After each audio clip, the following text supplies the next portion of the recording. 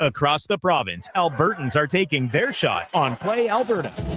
With casino winners every hour, jackpots worth millions, and revenue that stays in the province, there's never been a better time to sign up.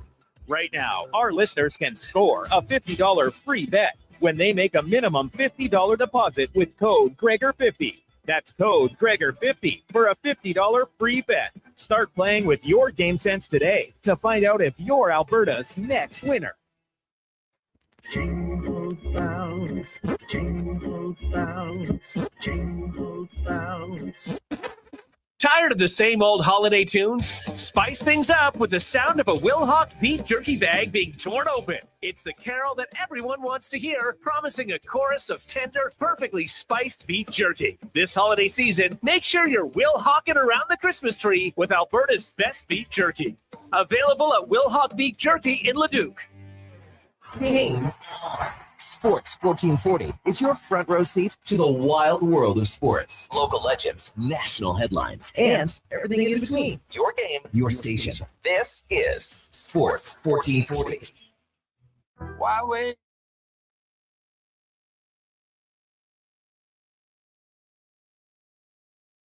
The Lowdown with Lowetide on Sports 1440. Can you fit Sports Encyclopedia on a business card? Presented by Wolf GMC Buick. We're making it easy. WolfGMCBuick.com.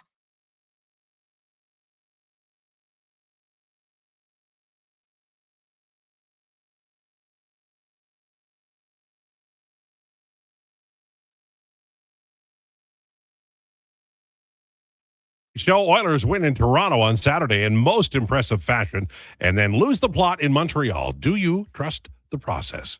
We're going to talk about it today.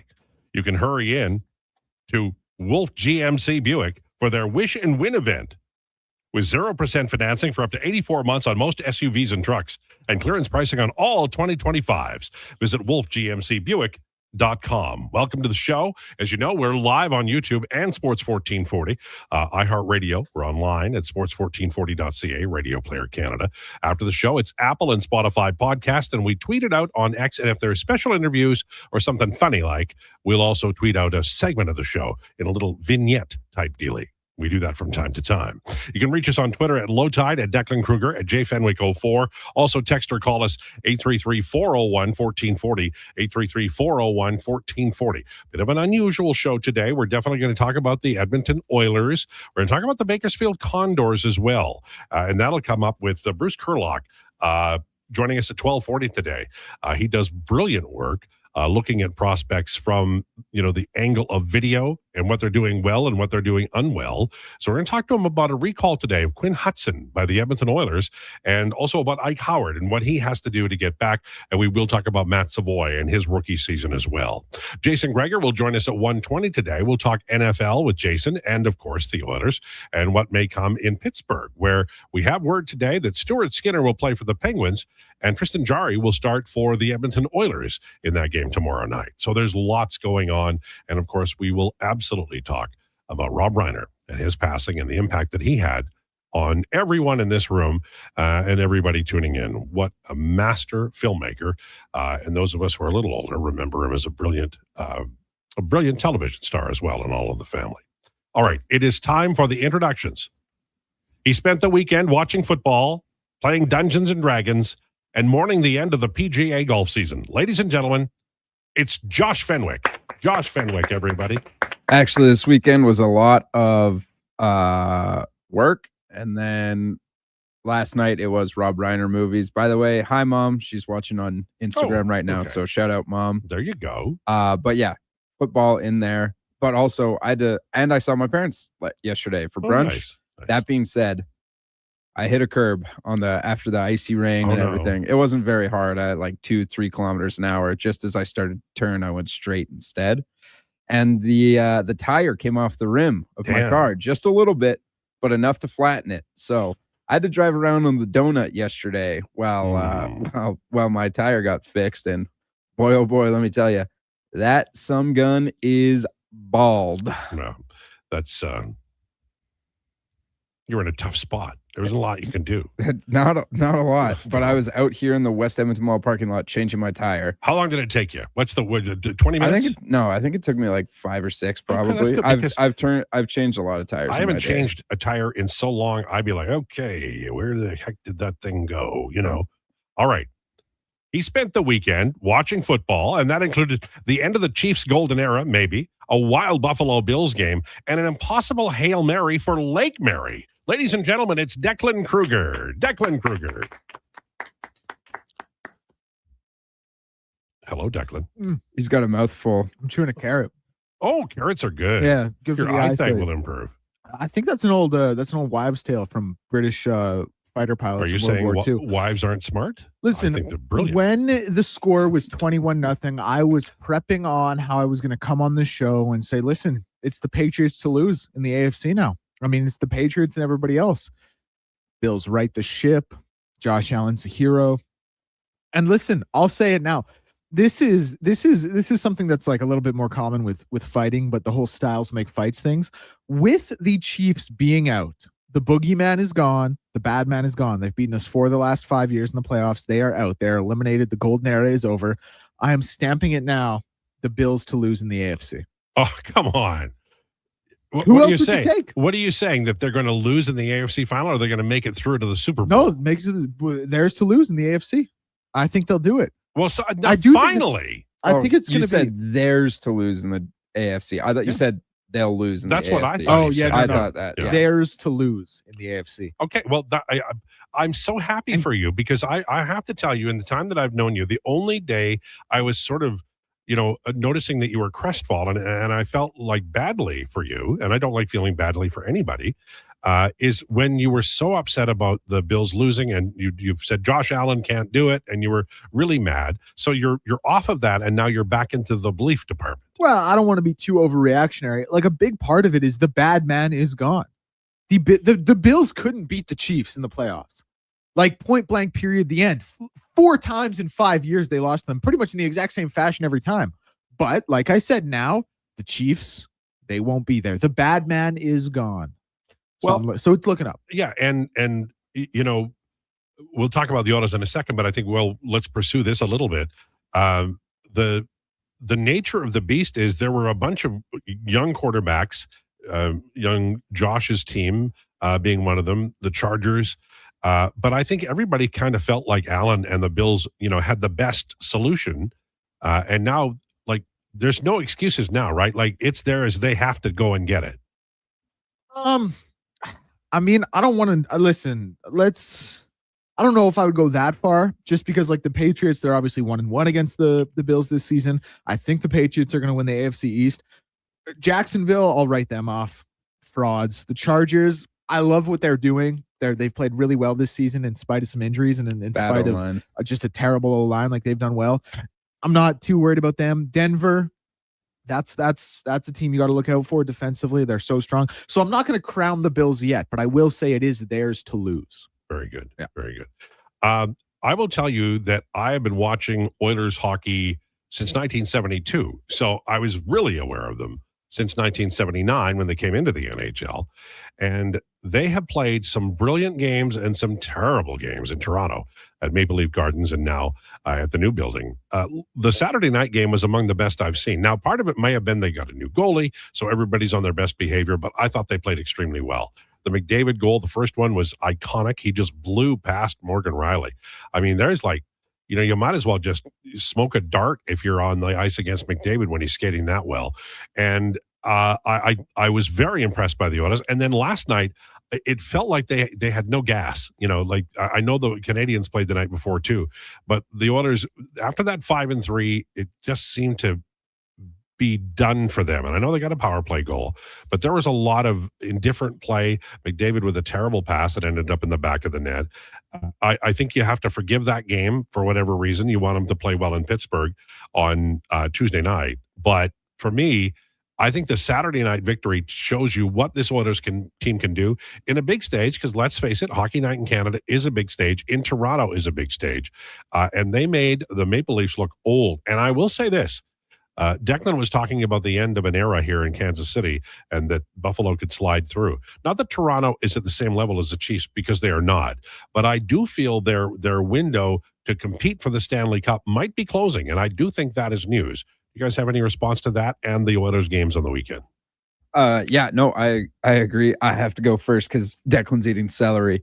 They played. Who knows what I'm doing back here? What is he Everyone on now? YouTube does. Pardon me? Is he on a new diet kick or what's he going on? Well, Declan's a very fit individual. I know, but he sometimes eats things that aren't celery and, cactus. We all do. Is cactus good for you? I can't imagine. Aren't you supposed to not eat cactus because there's actually like toxins in there? Never mind. We're off track already. When I was in Cancun, I had cactus. It was very good. Oh, well, all right then. I guess I was wrong. Like, that's okay. There was a coyote who gave it to me, and he said he got it from a roadrunner. Oh, cool. Meep.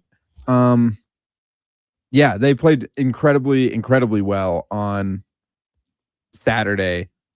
The McDavid, like, again, it was one of those things where I was like, oh, yep, best player in the world, just doing best player in the world things.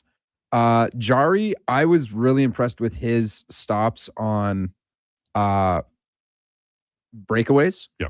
He had some absolute 10-bell saves that would Skinner have let in, maybe not, like, who knows, but he made some incredible saves where it's like, yes, all right, they have a guy who looks like he can do that consistently against a team who is not terrible at shooting the puck in the Leafs. Like, that's what they do well, is shoot the puck. I also really liked the first period of the Habs game. Mm-hmm. It was 0-0. Obviously not a lot happened. The 5-on-3. The 5-on-3 is damning. How do you not score on that?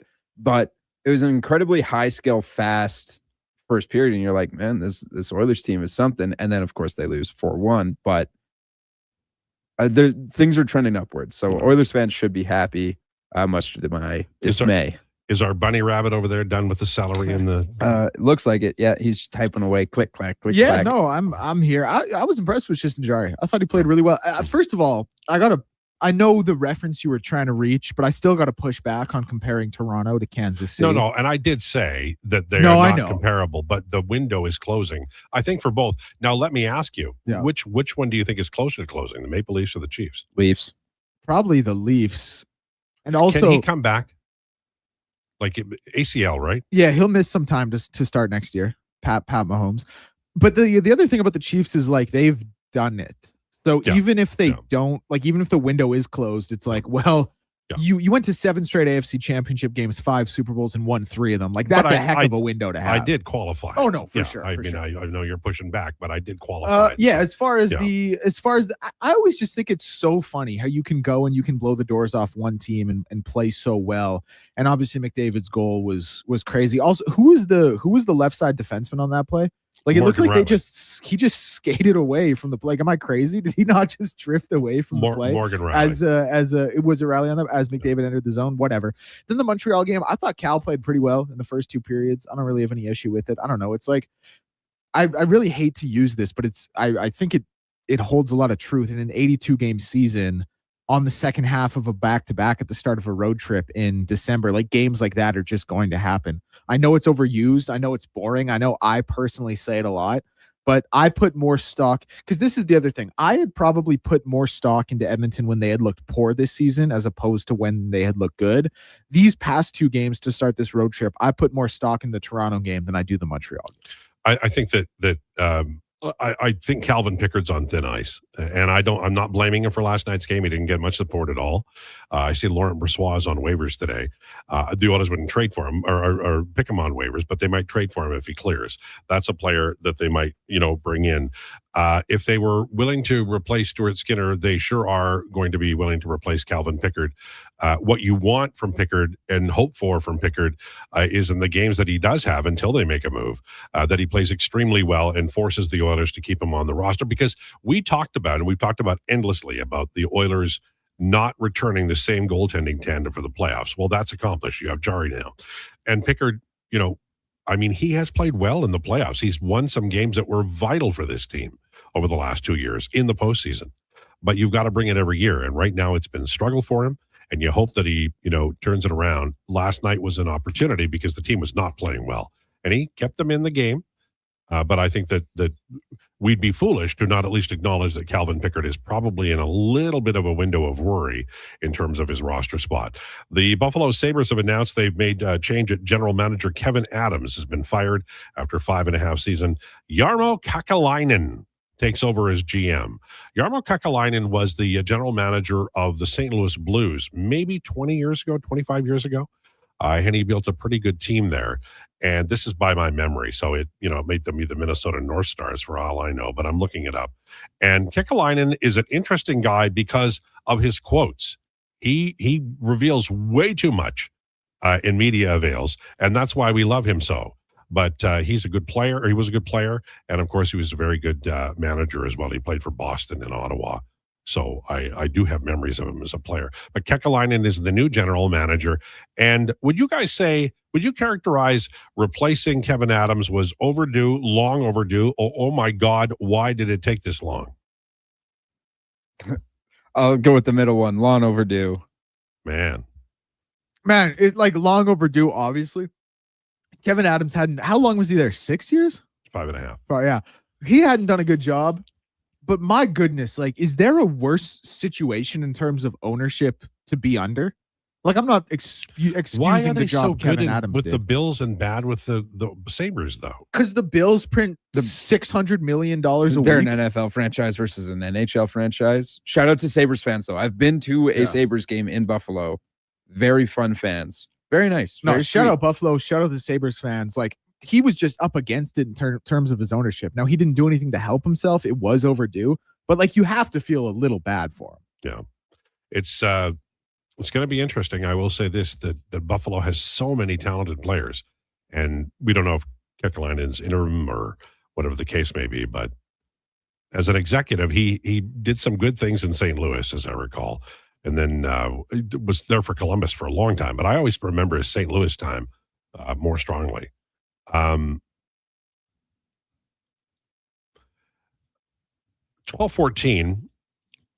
Let's do this now because either we do it now or we do it when we come back and we're doing rumors next. I remember Rob Reiner as Mike Stivic, who was the hippie son of Archie Bunker. And he and Gloria got married, Archie's daughter and Edith's daughter. And they didn't have enough money to get their own house, so they moved into the house in Queens where the Bunkers lived. And All in the Family was an iconic show that it took on issues that weren't being addressed in television anywhere and wouldn't be today. You could never make that show today. So Mike Stivic, Rob Reiner, had a major impact before he ever started making movies, which is not to say that his movie career was anything less than his television acting career, because his movie career was out of sight. He made, I'm going to say he made 5 outstanding movies in about 6 years that we'll all remember forever. We all have our favorite among them. But the impact that he had as a filmmaker, as an actor, and as a person of conscience, I think is something that we all acknowledge today. And I am reminded of the times when we lost John Candy or Princess Diana, a lot of famous people who did lots of good deeds, that we lost more than a creative person and his wife, who also passed away. We lost a true, I think, genius of filmmaking. And with that, I finish talking about him, and I know that both of you would like to have a couple of things to say about Rob Reiner. Rob Reiner, very important. The Princess Bride, my most watched movie of all time. And we're a sports station. So like the conversation often is, what director had the most dominant 4-movie run ever, whatever. When you look at Rob Reiner, when you go 4 movies, it's like you either have to cut out Stand By Me, which I think was his first one in that 6 year. Spinal Tap. My apologies. You either have to cut out Spinal Tap or you have to cut out A Few Good Men. Yeah. How can you cut out either one of those? No. A Few Good Men, he gets his only Oscar nomination ever, and it was for Best Picture. But he made the best fantasy comedy in The Princess Bride. I watched When Harry Met Sally last night. Great movie. hilarious, so funny. At one point in the movie, Billy Crystal ad libs it, but he says he's dating this younger girl right around the end of the movie, and talking to his buddy, and it's like, oh, isn't she a little young? I was like, oh, whatever. But I did ask her, where were you when Kennedy got shot? And she said, Ted Kennedy's been shot. And the actor immediately breaks, and it's a hard cut after. But like so much of what he does is genius, but also at the other point is like he has no discernible style. No. Rob Reiner. It was just like he just made good movies. Yeah, he made Misery right in the middle of all those that you talked exactly about. Completely and that different got movie. Kathy, and that oh god, her name's not. It is Kathy Bates, right? Mm-hmm. Yeah, she wins an Oscar for that, and she was brilliant. Just like all the movies that obviously Stand By Me is great, and Declan's going to talk about that, I'm sure. But the love and appreciation I have for Rob Reiner movies and how timeless they are is next level. All right, Declan. Yeah, I mean, I'll keep it quick here. He directed my favorite movie of all time in Stand By Me, and his run of movies was just absolutely incredible. Like I'll try and keep this to a minute or so here, but we really could do 20 minutes on him. Like just one of the best directors. Everything you heard about him from people who worked about him, that he was one of the nicest, best guys ever, went to bat for everyone. Like Jerry O'Connell, who obviously worked with him in Stand By Me, says he wouldn't be the man he is today if it wasn't for Rob Reiner. Sentiments like that echoed. A legend among legends and one of the best film runs of all time. And thank you, Rob, for giving me Stand By Me. I'll always love you for that. All right. On the way, rumors. We're going to be talking to Bruce Kurlock about the Condors kids and the recall. Quinn Hudson today, along with Matt Savoy at 12:40. Jason Gregor at 1 o'clock today. And, of course, your comments will be marbled through the show. Lowdown with Lowetide on Sports 1440 and YouTube. Mr. Rooter decorates a gingerbread house. Wow. What did you do here, Mr. Rooter? Well, we've got a Jube Jube toilet.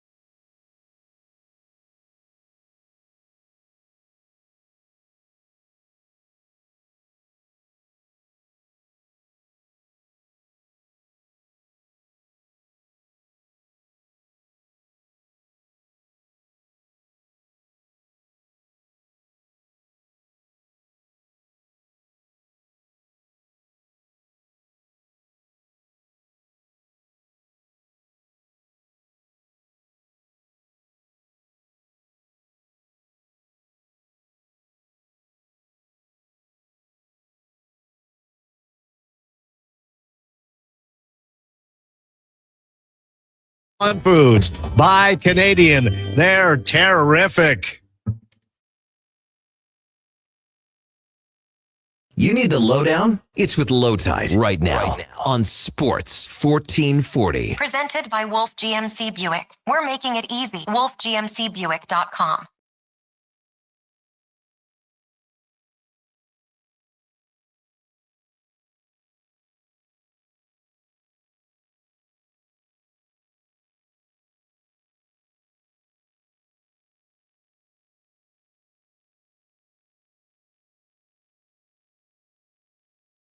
On Sports 1440 at 12:23, brought to you by Wolf GMC Buick. We should win event on right now. Check it out at wolfgmcbuick.com.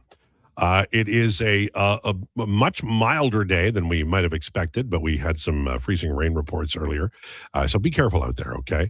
And know that it's going to be an interesting week with the weather. And so we always allow 5 car lengths. And I know somebody's going to cut in and it'll be 3, but that's okay. Then you back off to 5 again, because you cannot react in this kind of weather and with this kind of road condition the way you would in the summertime. And I think we're all there now. It takes a while around Edmonton to kind of get that ingrained, but I think we've seen enough cars in the ditch and benders to figure out that's where we are. It's time for Rumors, presented by Great Canadian Solar. Great Canadian Solar has been helping homeowners and businesses harness the power of the sun for 15 years. Invest in solar and yourself. GreatCanadianSolar.com. Mentioned just a few minutes ago that Laurent Brossoit has been placed on waivers, and that is an interesting name because Chicago obviously they've got they got like 5 goaltenders. So if he clears, they may well be trying to trade him. And the Oilers have already made a move in goal, and we covered that I think pretty well over the last few days. But now you're looking at the backup. Calvin Pickard didn't have a great game. The Oilers themselves played poorly in front of him. He made some big stops, but they were not in that game. And it is possible that a player like Laurent Brossoit, not necessarily that he would be claimed on waivers, but he might be a trade target for this organization. I know some of you might be thinking that Connor Ingram would be the guy to call up or replace Pickard if it comes to that, but Ingram is struggling. He struggled again on the weekend. The Condors scored 8 goals and won 8-7 in a wild one, and that offense has been on fire. Really substantial numbers. Quinn Hudson was called up today by the Edmonton Oilers, and he's on pace for almost 50 goals this year in Bakersfield. And we'll talk to Bruce Kurlock coming up at 12:40 today about Hudson. Also about Ike Howard, who's down there and doing really good things, and the group in Bakersfield, plus a little bit on Matt Savoy and how he feels Matt Savoy is doing. A lot of you are unhappy because Savoy is a perimeter player. I would push back against that a little bit and suggest that he picks his spots and he has been able to remain healthy doing it, which is bottom line what you prefer. News not too terribly long ago that the Buffalo Sabres have fired Kevin Adams and Jarmo Kekalainen has been named general manager. When I mentioned it in the first segment today, I wasn't sure if it was interim. There is no interim attached to the announcement. So Kekalainen is now the general manager of the Buffalo Sabres, previous experience in St. Louis and with the Columbus Blue Jackets, where he was there for a long, long time. There won't be a media avail. Kekalainen said on Instagram this morning his father, Kari, passed away Sunday after a long-term illness. So he is overseas now and in Finland and won't be back for, however many days. So that's something that we can look forward to, seeing Kekalainen being introduced in a new city, in a new town. He's got lots of talent there. And he did, I thought, a really good job in St. Louis. He got a longer run in Columbus, and I don't know. Columbus is a funny team where they do a lot of things right, and they seem to just never to be able to get over the hump. And that's something that I'd like to see. Connor Bedard has been named, put on the injured reserve, which is just really bad news because this is a guy who emerged this year and has blossomed. And there was all kinds of talk about Olympics and all that stuff, and the injury list is not where he wanted to be. St. Louis Blues have placed Dylan Holloway on IR with a right high ankle sprain. Those of you who are fans of Trent Frederick know how difficult that might be. But Holloway, who's been kind of up and down this year, having a little bit of an issue there. That's a lot of news in the world of hockey. Usually we don't get that much, but there's a few things going on in that area, and we'll keep you updated as well as the day goes along. I imagine there'll be some fallout from Oilers camp just based on the game the other night. Hudson getting a recall. Where is he going to play? What's the other shoe to drop? All of those things we should find out as the day rolls along. Want to get to this because it was such an eventful weekend. I watched the entire Eagles game because I was so happy with it. But that's not really the headline news from the weekend. The big news is that the Kansas City Chiefs missed the playoffs. Their brilliant quarterback is done for this year and at least some of next, I would imagine. And I asked earlier, and I will ask again. I think we can reasonably say that the golden era of Chiefs football, non-Hank Stram division, would reasonably, you could argue that it had ended on the football field yesterday. Tell me I'm wrong. I think you're wrong. I think you're absolutely right. I don't think the Chiefs are going to be completely dead and gone, and I still think Patrick Mahomes and Andy Reid being there will account for something. But like Travis Kelce, I got to think is at the very, very end of his career, like last legs. Chris Jones, I would think is similar. Like when we see the Chiefs playing competitive football again, and I do believe they'll get there. I do believe they'll return to that. It will be a different look of the team. Like Tyreek Hill ain't walking through that door. You know what I mean? Like it's prime Travis Kelce is not the Travis Kelce that's on the team currently. Like they will return to competitiveness, but it will be a different team. And being a different team, it's tough to reach the levels of that golden era. Yeah. I disagree. Patrick Mahomes, I know his counting stats are just have been down since 2022. Slowly but steadily, they've been going down the hill. I don't think that's Patrick Mahomes regressing a little bit, yes. But I think this is on the front office of not providing a talented receiving core. Travis Kelce, obviously, he's only getting older. This is for sure his last dance. Like he's 37 years old. I think 36 years old in 71 days. He's marrying Taylor Swift. Taylor Swift. Let's be honest. Like here. he's done after this. Him and his brother have a podcast, and they're gonna have the Kelce Bros Thursday night football cast instead of the Manning cast, but on Thursdays. What about barbecue sauce? They going that way too? Maybe, but like he's done. So this opens up a lot of cap room. What were you going to say? No, I was going to say craps room, but Chris Jones, he's still just so elite. But yeah, getting older. Looked like he was about to cry on the podium yesterday when he found out they were eliminated. Yeah. So maybe he's done too. Patrick Mahomes has a cap hit of $78 million next year. I think there's going to be serious conversations of all of them together as he wheels in there on his little not wheelchair, but wheelchair scooter. And they're going to be like, let's restructure you and we'll give you $30 million this year. And we'll just kick the can down the road, to paraphrase Brandon Douglas. And actually, they have to go out and front load it. You think so? Yeah. I want to read this, and then I would like Josh to react to it. This is from Burrow, your man.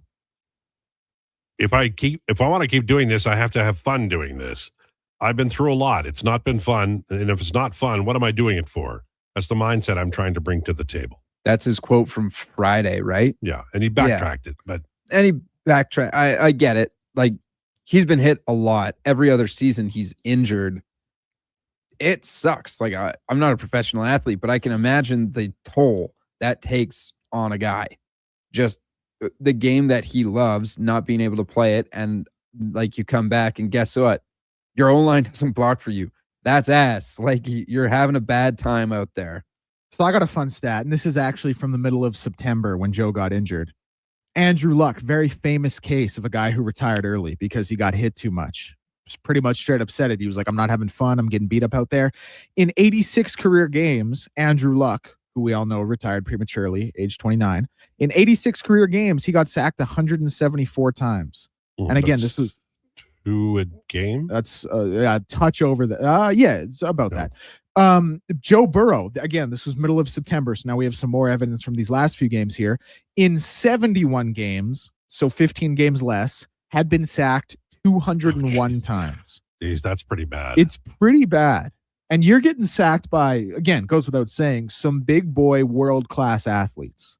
Like, it's not easy. Right? Like, they eat Joe Burrow in calories every day, whatever. It's really tough to watch. Like, the best quarterback in franchise history, no doubt.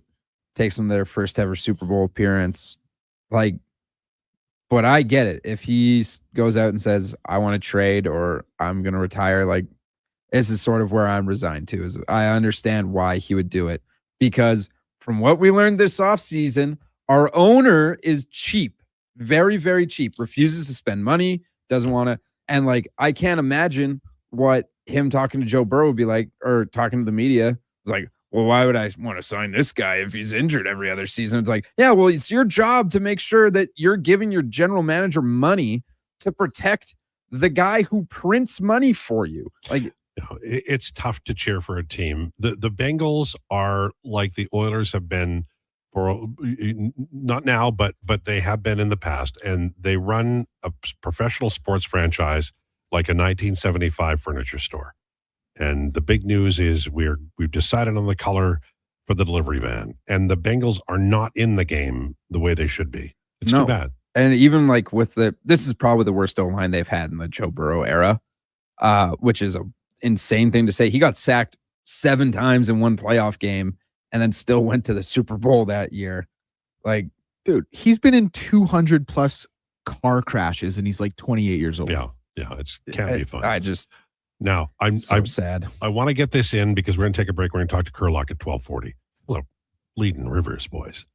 He's back. Man, the defense was a stop away. Yeah, right. Like field goals. Yeah, was man. 6 of them or something? It's wild. Yeah. What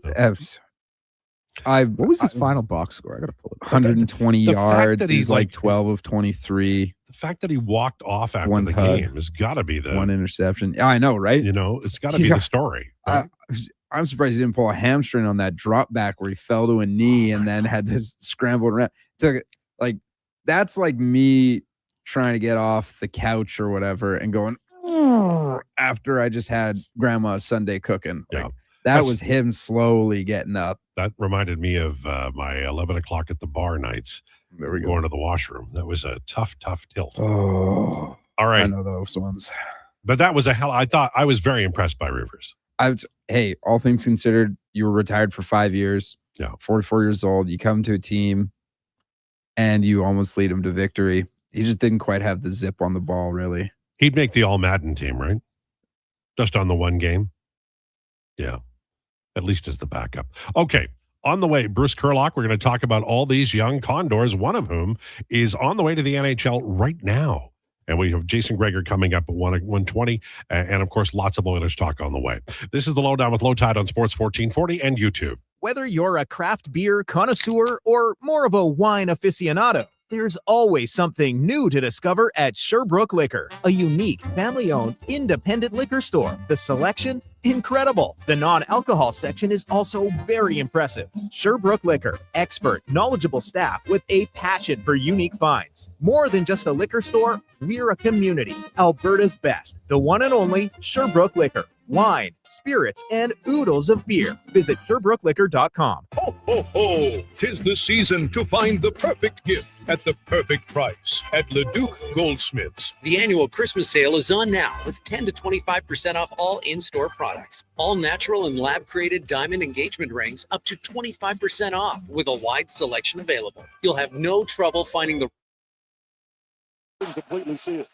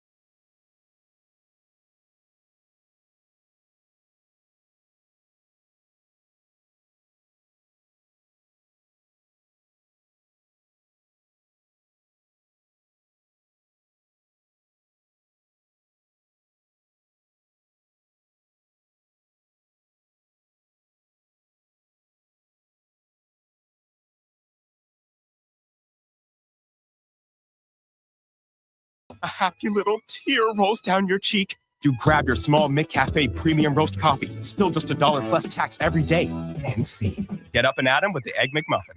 At participating McDonald's restaurants in Canada, prices exclude delivery. Winter in Alberta doesn't mess around. And neither does Titan Supply. For over 50 years, we've earned the trust of our customers across a variety of industries. Because we lead with integrity, honesty, and respect. I'm Joe. And I'm Brent from Titan Supply. When the weather hits hard, we're fully stocked with rigging, lifting, and hauling gear that works as hard as you do. Titan Supply. Built on trust, driven by safety. Serving Edmonton, Grand Prairie, Red Deer, and Calgary. Let us help you face the weather the Titan way. Visit titansupply.ca.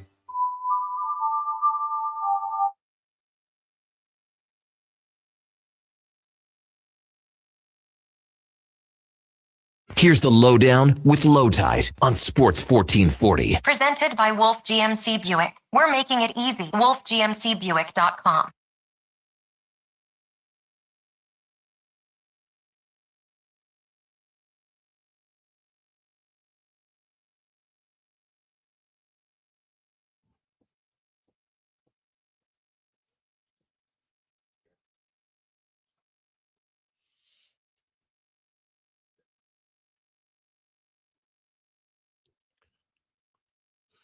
This is the Lowdown on Sports 1440, brought to you by Wolf GMC Buick. It's 1240.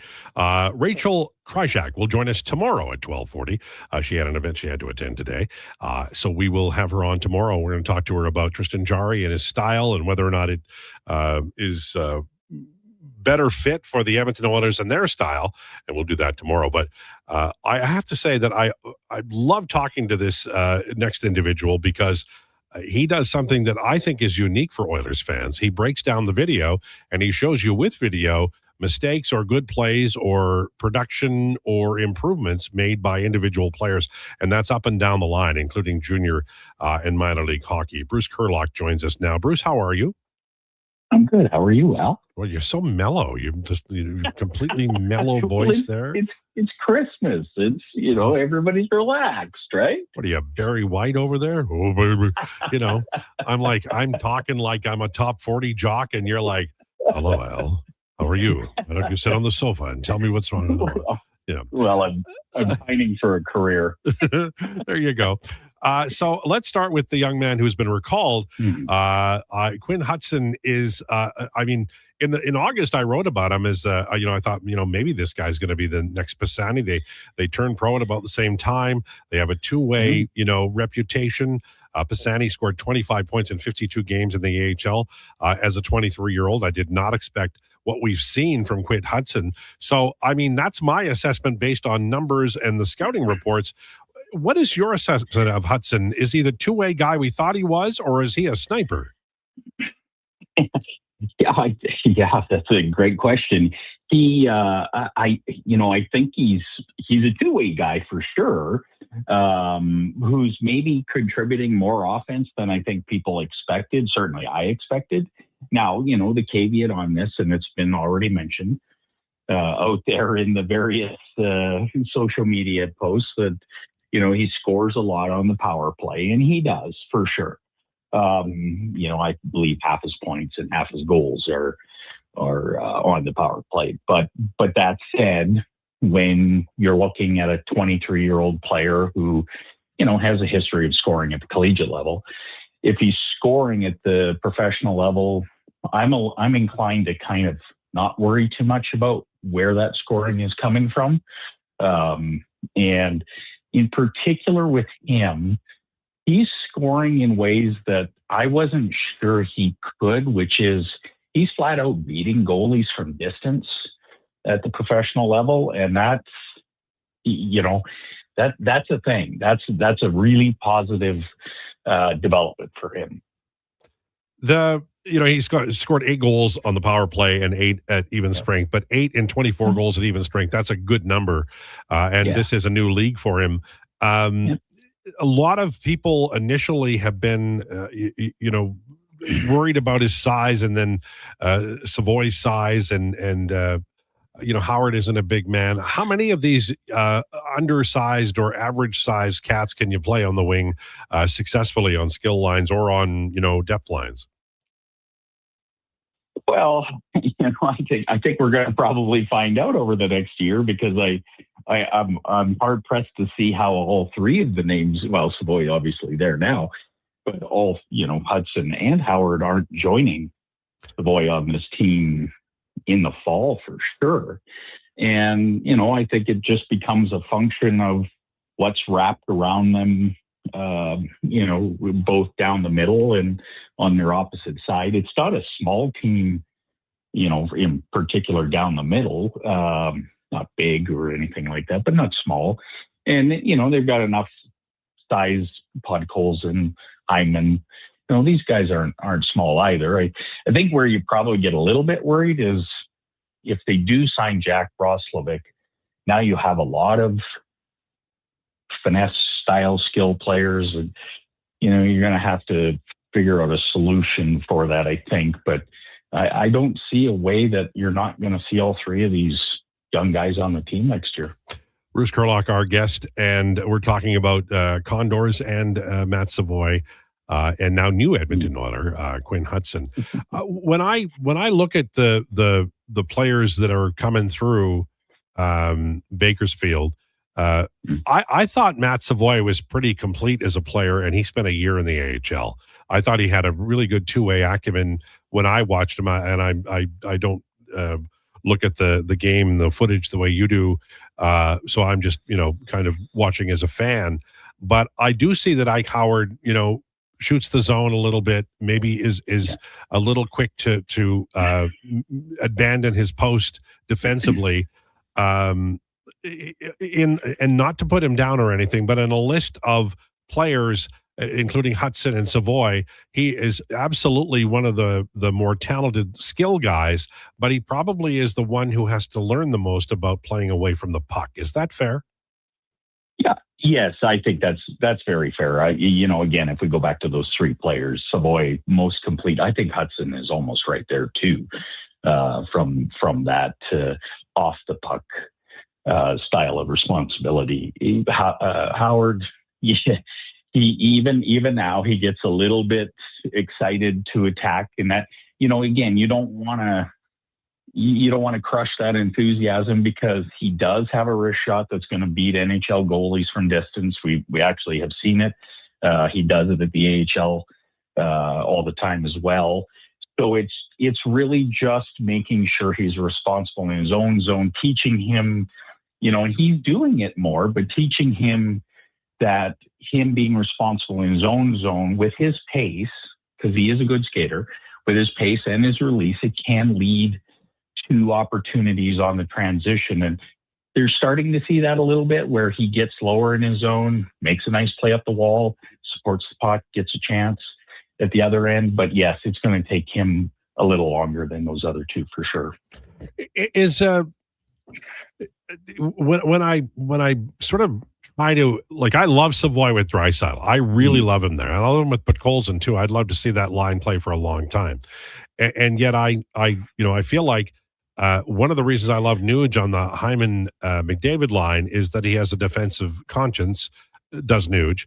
And I don't know how much improvement Ike Howard would have to make. I'd love Ike Howard's shot on Connor McDavid's line. Don't get me wrong. Yes. But is Howard, at least in the initial 75 to 85 games of his NHL career, is he more likely to be mentored on a third line by Nuge than replace Nuge on the McDavid line? Yeah. That's a tough question. Yeah.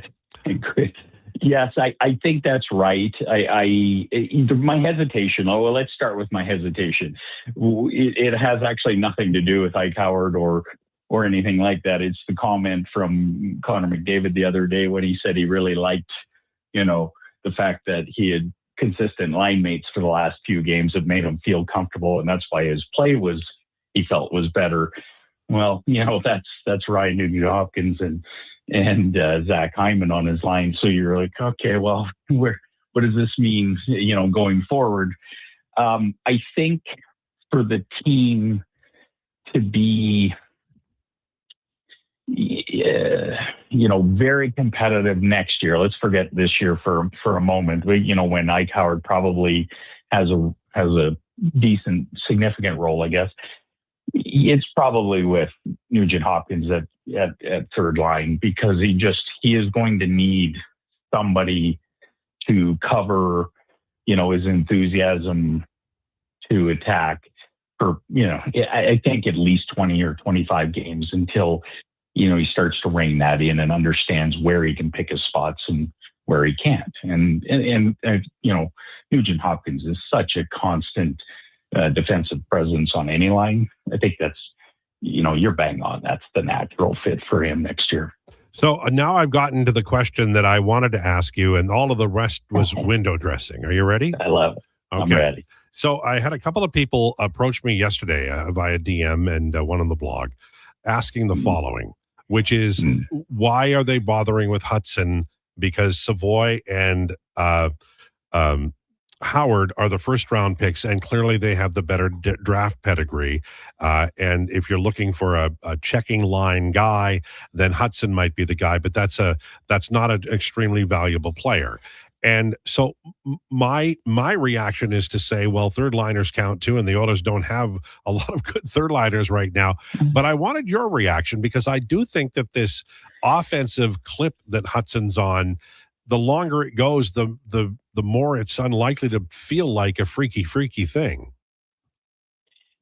Yeah, I think that's right. I would want to start back a little bit and suggest that, which is what your original point was, like third line is very important in an NHL team. And the Oilers are not getting any scoring from their third or fourth lines, but in particular, a third line, which is supposed to at least chip in somewhat. And so you're going to have to do something there. And, all due respect to, Matthias Janmark, and it's just they need more out of that group. And so what you have in Hudson, I think you have a 23-year-old man. So he's not 19, right? He's 23. He's very mature in how he thinks the game, and he plays it very well off the puck. So he's going to be responsible. I think that's good. And to your point, if they can just get a little bit of his offense that he's seeing at the AHL level, if they can get a little bit of that, that's way more than they're getting now. I think it's a worthwhile bet. I'm mixing up a truth serum now, and okay. I'm guessing your age, and I'm guessing that you might have been around when McTavish was around as the coach. So I'm now giving you the truth serum and telling you that you're drinking it, so that I'm not being deceitful in any way. And I understand. I like Chris Knobloch as a coach. He's gotten to the final twice. If you could, would you take a pinch of Craig McTavish's 5-on-5 belief system, and that he always felt like he wanted to have like somebody who could put the puck in the net on the third line, and just had a really good way of making 5-on-5 outscoring possible. Do you wish that the coach now had a little bit of that? Maybe he could have lunch once a week with Mac T. He should. It would be good. Having met Mac T, I think it'd be beneficial for him, and it's beneficial for me and anybody who meets Mac T. So that goes without saying. But I think, as it relates to the construction of the forward groups, part of it is injury, right? Like, he's had some bad luck here in terms of, we've had Nugent Hopkins out. We obviously had Hyman out. Now you have Roslovic out. And if you just simply add, and Kapanen, if you add back Roslovic and Kapanen, all of a sudden that top nine looks actually, pretty deep. Can they score? I think they could. So yes, I mean, I don't want to pin it all on the coach, because I really think, injuries have really caused them some grief. But on the other side of it, this call up is certainly a testament to the fact that what they're doing now and what they have available isn't getting it done in the bottom six. And they're looking to try with, younger players who are showing it at the AHL level. All right, Mr. Kurlock, where can we find you? Well, you can find me on Substack at B Kurlock. I write every Thursday on the Oiler prospects. And then I'm usually hanging around the X at B Kurlock as well. Okay. And then you also put out some really good videos and stuff on Twitter that I've noticed. So we'll catch it, or X, I'm sorry. The kids call it X now. So listen, we gotta do lunch one of these days, but thank you so much. I appreciate it. We'll flip to see who pays, right? I'll forget my wallet. Don't worry about flipping. All right. Thanks, man. I love it. Have a great afternoon. You too. Bruce Kurlock, who you should be following and paying attention to if you are a fan of the Oilers and their prospects, because he does a splendid job. We're delighted, and we're if you are an Oilers fan, you should really value his work because he puts a lot into it and he has a lot of knowledge. All right, it's 12:54. On the way, we're going to take a break. We're going to read your comments about the Oilers, about the NFL weekend, and more straight ahead at 1 o'clock at 1:20 today. It's Jason Krueger, and we'll talk about the weekend and the Oilers and what is ahead in Pittsburgh. It'll be very interesting. And what's coming up on Declinations today, young Declan? I'm assuming it's MMA. Yeah, Monday, so that means it's Mama MMA. We had our last UFC event of the year this past weekend. Manel Cap gets the victory over Brandon Royval, so we'll break that down. All right, beautiful. Lowdown with Lowetide on Sports 1440 on YouTube. It's time for a sports update with Declan. This is a Sports 1440 update.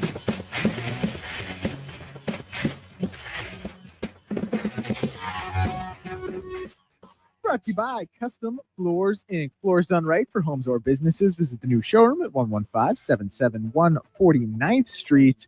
Now open 6 days a week with Saturday hours from 10 to 2, or visit customfloorsinc.ca and bring your next flooring project to life. Edmonton Oilers news, they've recalled forward Quinn Hudson from the Bakersfield Condors. The 23-year-old leads all AHL rookies in goals with 16 and points with 28. In the NHL, we have 5 games on deck tonight. 2 games getting going at 5.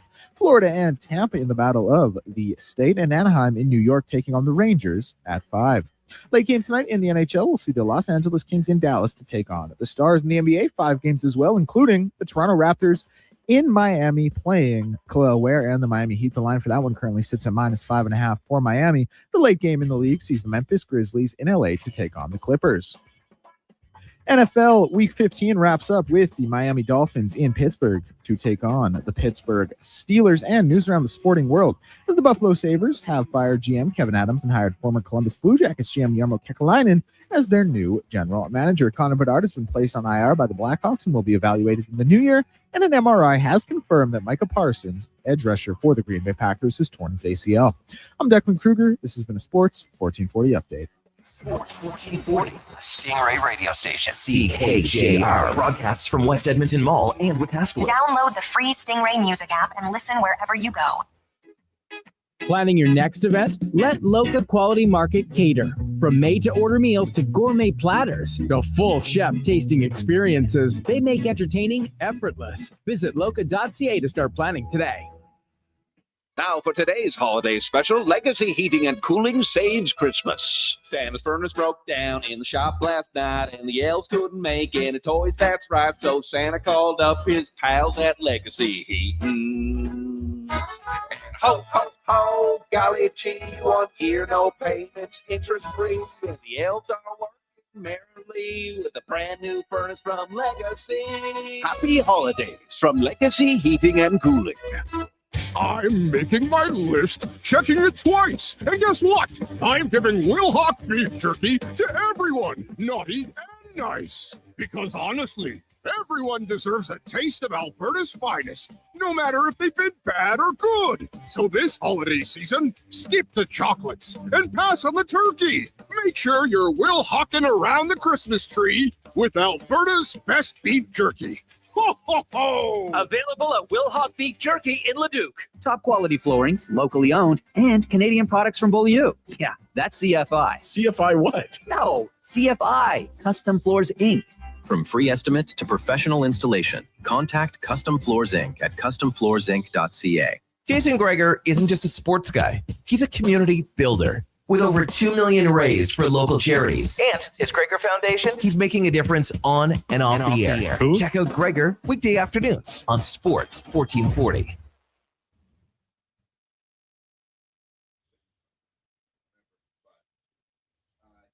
I'm Grant Fedork from Leading Edge Physiotherapy, and sadly, some people think orthotics are just glorified shoe cushions. But I've seen a runner drop 8 minutes off her marathon, a grandmother ditch her painkillers, and a 12-year-old nail her long jump, all thanks to custom foot orthotics. So if your feet are screaming for help, flat, high, or funky, that pain's heading to your knees, hips, even your lower back, our professionals will assess you, and if indicated, custom fabricate a pair of orthotics made just for you. Happy feet make a happy person. Feet shouldn't hurt. LeadingEdgePhysio.com. Whether you're a craft beer connoisseur or more of a wine aficionado, there's always something new to discover at Sherbrooke Liquor, a unique, family-owned, independent liquor store. The selection, incredible. The non-alcohol section is also he's not very scoring like impressive. a top six player Sherbrooke in the top Liquor, six, but he is expert, making knowledgeable plays. staff So with a passion for unique finds. It's More just than just a big. liquor store, we're a community. Alberta's best, the one and only Sherbrooke Liquor. Wine, spirits, and oodles of beer. Visit SherbrookeLiquor.com. Reason number 59 why Nissan is built for our winter. Because when winter storms make on-road feel like off-road, we've got you. Bob's your uncle's Road mama comes too. Is standard that a with thing? intelligent all-wheel drive and remote engine start to conquer even the harshest winter conditions. Now, lease a 2026 Rogue S for 0.9% for 36 months. Or get $4,000 cash purchase bonus on remaining 2025 models. Visit your local Nissan dealer today or Nissan.ca for more details. Conditions apply. Visit your local Edmonton and area Nissan dealer for more information. Doc John.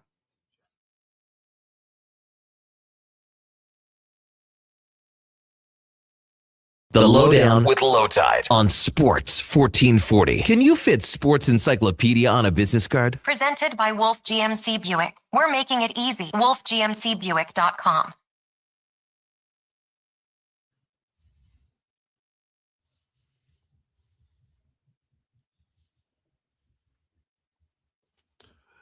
This is the Lowdown on Sports 1440, brought to you by Wolf GMC Buick. Hurry in for their Wish and Win event with 0% financing for up to 84 months on most SUVs and trucks, and clearances pricing on all 2025s. Visit wolfgmcbuick.com. Who did that? What song? What artist did that? I was Destiny's Child. Love Destiny's Child. Say my name. I bought that CD when it came out. I like that song. So, yeah. Okay. I'm not cool, but I did do that. You're hip. No. Okay. Bob's your uncle. I'm not going to read it. I'm just going to say Bob's your uncle, and we'll leave it at that. We're not going to the mama part. Hyman showed why Savoy is way out of his league. Oilers are not going to the Stanley Cup final with Savoy in the top six. He tries to keep the old boys club happy. Here's what I'll say about Savoy. It's a bet, right? Like, when you are an organization that has a right-wing depth chart with Corey Perry approaching 40 and then passing 40, and Connor Brown and Zach Hyman, you're old. You're getting old. You need to replenish that for two reasons. Number one, you need a lower cap hit who can play in the top six, and number two, you need somebody who's going to be better next year than this year. When you sign veteran players to free agent contracts, you're probably getting a little less than their best last year if they're over 30. That's just the name of the game, and you can't have too many of them are going to hit a cliff at 34 because that also happens. So Savoy and Ike Howard and this young Quinn Hudson fellow, they're all bets that they're making. And maybe you're right, but the only way I think that you can be sure is by playing these guys in 82 games during a regular season. And that's what's happening with Quinn Hudson. And in all honesty, not all the numbers are fantastic. His 5-on-5 scoring per 60 is quite low. It's less than 1, and you definitely have to have it at 1. So Matt Savoy as a player is developing, and he's getting better, and you are hoping that he can score more than 5 points in the next 400 minutes he plays at 5-on-5.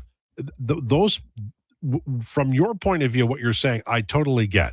He has not delivered enough offense at 5-on-5, and you need that. That's, he's a skilled guy. He's up to 46% now in terms of goal share.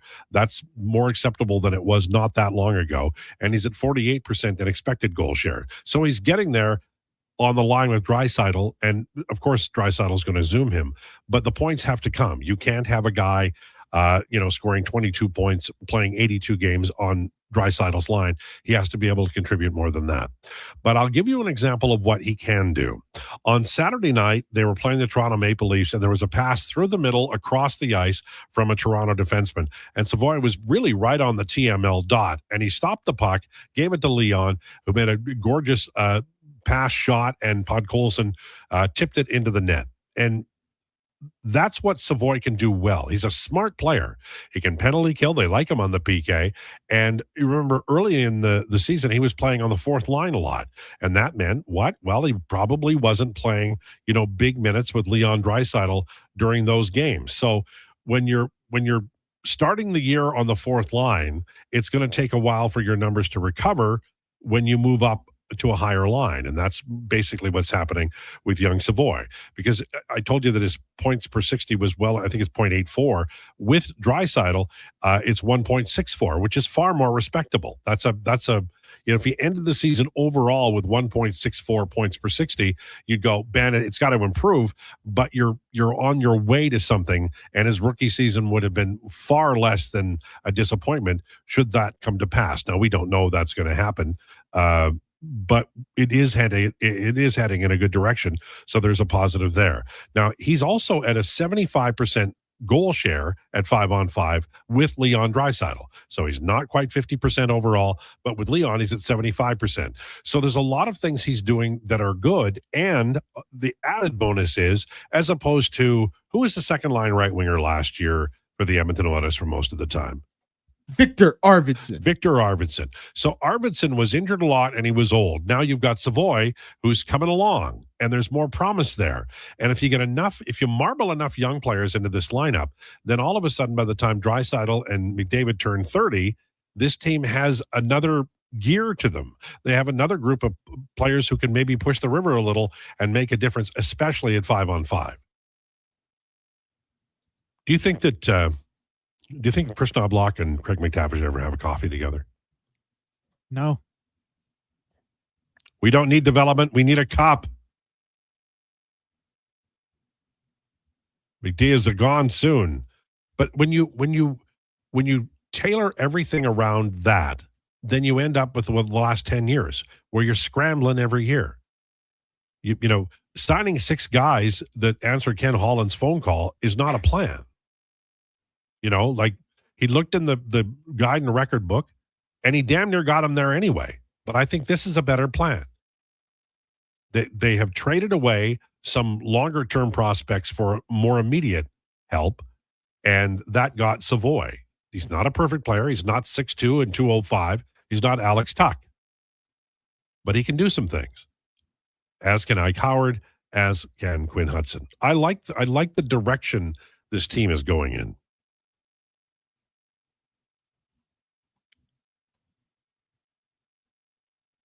Hey, LT, I'd love your take on Frederick. Do you think he could ever turn into Zach Cassian from 2019-10? I know they're different players, but I think that's what people thought he would bring. It's really unfortunate because, I've been telling people, I saw him in Boston and he was a wildly effective player. And people at the beginning, they believed me. And now they think I'm a double agent. And that's okay because, I can only tell you what I think and you take it and do with it what you please. But I'm going to give you some numbers here. I'm going to go back to 22-23. Trent Frederick, his straight max skating speed was 82nd percentile. Now, last year he went through the high ankle sprain, which I think is still in play, and it's less than 50%. So he's not back from the high ankle sprain. And he's not getting to plays, and he's not getting to offensive or defensive plays or hitting. And so you're seeing a guy who's trying to get back where he once belonged, thank you to the Beatles, but it's not there yet. So, and I can't say patience because, every game counts, every game matters. You don't want to finish 8th in the conference and play Colorado, and then if you win that, the winner of Dallas and Minnesota. But that is the case. There has to be some patience involved. And I know the Oilers probably wanted him farther along. I'm absolutely certain Trent Frederick wanted to be farther along. But I'm not going to bury him because I have seen him play and play well. I don't think this was a disastrous signing, and I understand that you disagree with me because you tell me every day. Savoy was killing it the last 2 games. Savoy has looked mighty tired in my eyes. Seems like right after Draisaitl gave it to him as per Rashog. I don't know. I mean, he made a great play Saturday night that resulted in a really fabulous skill goal. And, you know, as long as he's not getting outscored badly or making extremely costly plays, and he's not, then I think you keep him on the line as long as, you know, it's working. And I wrote about Podkolzin today in The Athletic. And not only is Podkolzin scoring well again this year with Draisaitl, and he's doing really well, but he's also scoring better away from Draisaitl. Let me give you the numbers here, because I think this is important. It's in the article, but I'll read it to you. In 24-25, away from Draisaitl at 5-on-5, he had 0.71 points per 60.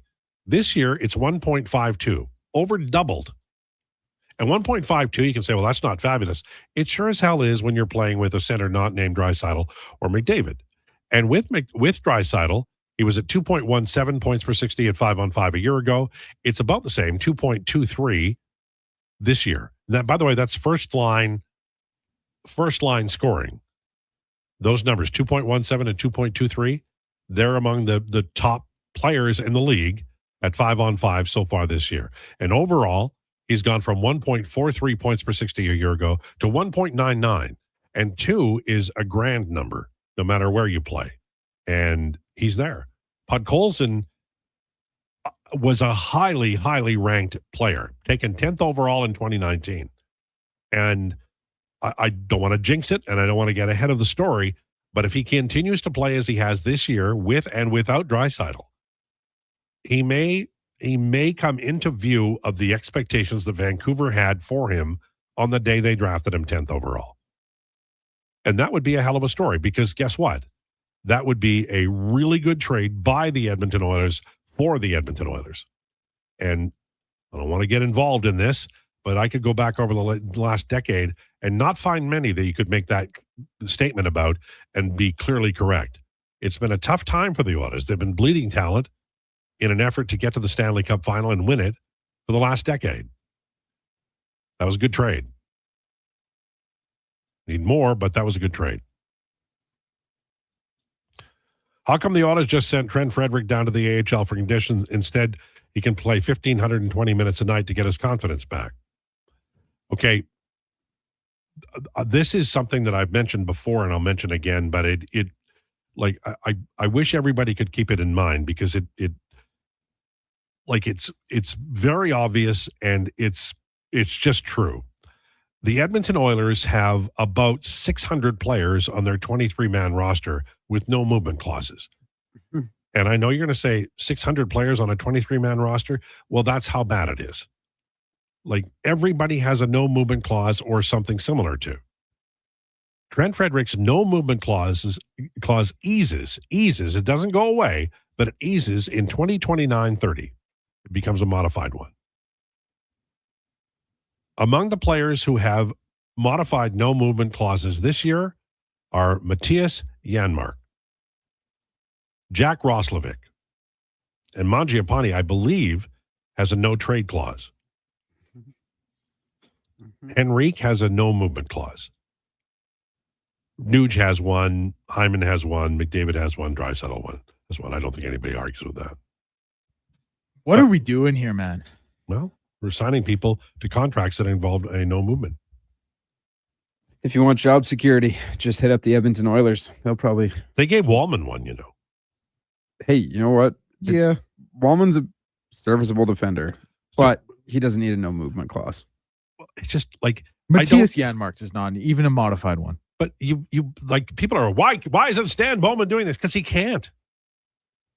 I know that Ken Holland, there's a lot of Ken Holland to blame for that, but also Bowman is giving out no movement clauses to basically everybody also. So no, it's the way they're doing business. Yeah. It's the extra carrot. Did Declan sign during noon? Did he sign a no movement clause? He probably did when he was eating carrots. Well, who do you think gave him the carrots? Man. It was Stambo. Wow. I got a player option coming up this summer, and I will be declining. Terry says, hey, Lowetide, I wonder if you agree with me, other than the fact the Oilers missed a golden opportunity early in the game with their power plays. I feel it focused too much. I'm going to try to cry. Cycle is 1,000 point. Montreal knew, and they protected. Thoughts. Yeah, I that was a big part of the game. I get it. But, the Oilers are a veteran team, and they've been in the Stanley Cup Finals 2 years in a row. So, yeah, the 5-on-3 didn't work. But they put your work boots on, And, I ran the numbers. I do every day on the blog for the next day. And line by line, the numbers look really good at 5-on-5. The McDavid line had 5-5 shots, 56% expected goal share, 1-2 high danger, but that's nothing wrong with that. Draisaitl line, 4-4 shots, 53 expected, 3-2 high dangers. So it's even and a little bit for both of the top lines. The third line, the Henrique line, had 82% expected goal share, but were 0-1 goals. And then the fourth line was, Lazar, Max Jones, and Mangiapane were 0-2 shots, and they had 4% expected goal share, which is none at all. I will say that, and we haven't talked about it, but David Tomasic not playing last night and Max Jones playing, unless there's an injury, that may tell us that Tomasic is like hanging by a thread. They lost Troy Stetcher over it. I don't know that they'd lose another player because they can send him down, and it might conclude with Tomasic going back to Europe, but that might be okay, right? Hey, you miss, and that's all right. I thought he started so strong, too. He did. He had that sick, what was clearly a shot on net, but in the first game of the season, he gets that assist on Draisaitl that just goes through the 5-hole of Wolf. No. Oh, yeah. And he gets to tap it home. That was clearly him going for a goal, but it was aggressive. Yeah. And he just hasn't been that recently. It's too bad because, you can see the talent there, and he is a more physical player than I thought he was. But the NHL is the toughest league in the world. Yeah, no, rightfully so. All right. Different style of game. So you think Mahomes is back by when? Game 10 next year? Oh, I think earlier that, like week 4. 5. Okay. So, and they can make the playoffs. He's back and doing his thing. Maybe the front office does what they should do. We thought the playoffs this year was a lock, and it wasn't Mahomes coming off an ACL injury, so we'll see. Would it be painful if we spent part of next segment after we talked to Jason talking about where your Bengals quarterback might go next? Retirement. He wouldn't ask to be traded somewhere? Maybe he would. Dude, honestly, I think like you get hit like that, you just stop loving the game. I think that's what it is. Like I think he becomes a color analyst on Fox, whatever. Terry Bradshaw is getting so incredibly old. It's getting tough to watch. So maybe there's a job up there for a guy like Joey B, but that's why Barry Sanders quit, and he was a great running back. That like, hey, you quit because like your body just can't take it anymore, or in Joe Burrow's case, body and mind. Like I get it, No, it's too bad. No one can be mad at Joe. No one should be mad at Joe. But they will be. His second season in the league, he went to the Super Bowl. Yeah, and only lost by a half a second, in which he got sacked. But Jamar Chase absolutely turned on the burners, snapped Jalen Ramsey's ankles, and was going to the fair. Joe Burrow needed a half a second longer to finish his throw, and the Bengals were going to win the Super Bowl. And then he got sacked because the O-line couldn't hold on for another half second. Well, that's life. Okay. Jason Krueger on the way next. Lowdown with Lowetide on Sports 1440 and YouTube. Do you sit around at work listening to sports radio all day? That's right, my friend. There's no shame in it. It's the good life. And we're not here to snitch. Say, if your company advertised on Sports 1440, you could be the one listening for your company's ad every day. Now you've got an excuse to listen to Sports 1440 all day. It's part of the job. Sounds like someone's getting a promotion. Email Gregor at sports1440.ca and let's get to work for you. Across the province, Albertans are taking their shot on Play Alberta. With casino winners every hour, jackpots worth millions, and revenue that stays in the province, there's never been a better time to sign up. Right now, our listeners can score a $50 free bet when they make a minimum $50 deposit with code Gregor50. That's code Krueger50 for a $50 free bet. Start playing with your game sense today to find out if you're Alberta's next winner. Wing Wednesday at First Round. Whether you're coming for the first round, the last round, or a few rounds in between, they've got you covered with half-price wings every Wednesday night. Half-price wings. Over 35 delicious flavors like Cajun salt and pepper, maple bacon, and Inferno wings. Now half price every Wednesday night. Wash them down with a cold pint of Canadian or Coors Light for only $5.75. Half price Wing Wednesdays at First Round in West End and now downtown. First Round, burgers, beer, sports. We want orange. Give us the orange. We want orange. Bring up the orange. You got it, Canada. Booster Juice orange smoothies are back by popular demand. The original, the marathon, and Orangesicle smoothies are back and bursting with tangy zest of oranges. They're Canadian favorites. Orange, you glad they're back? Only for a limited time. So squeeze the day, smoothie lovers, and head to a Booster Juice near you now. Booster Juice, Canadian born, blending since 1999. After 20 years, Canada's most prestigious international hockey tournament returns. The Penrose Viking Cup, December 28th to January 4th at Encana Arena. Tickets at vikingcup.ca. Brought to you by Sports 1440. Warm wishes for a happy holiday season from Bashaw Concrete Products. May you enjoy this festive time of year with family and friends, making memories to last a lifetime. Merry Christmas from Doreen, Dallas, Dylan, and all the staff at Bashaw Concrete Products.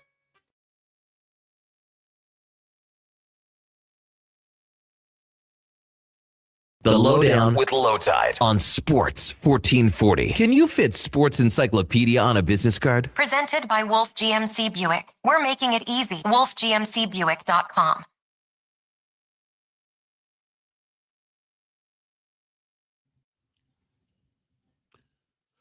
This is the Lowdown on Sports 1440, brought to you by Wolf GMC Buick. Wish and Win event on now at wolfgmcbuick.com. We are now joined by Jason Krueger. We'll be on the radio 2 to 6 o'clock today. How was your weekend? Al, it was pretty good. It's Christmas party season, so go to a few Christmas party events. Played some games that I hadn't played before, so it's fun. Crokinole? No, just like I don't know, different things where. I don't even know. Cards Against Humanity is fun, but there's just some other like competition games where you know why you're trying to. There's a ping pong ball and a bunch of glasses, and then you have to lift them without dropping the ball. So infuriating stuff. Oh, good. Yeah. As long as you're having fun. Yeah. You can always tell who's competitive and who isn't. Yeah, that's it really does split the room, doesn't it? I thought the Oilers played very well against Toronto. Toronto looked slow to me, and I thought they played well. I thought Tristan Jarry did a good job, and I felt everybody had on their head on the swivel. Thought it was a pretty complete game. Not so much last night, and back-to-backs and all those things.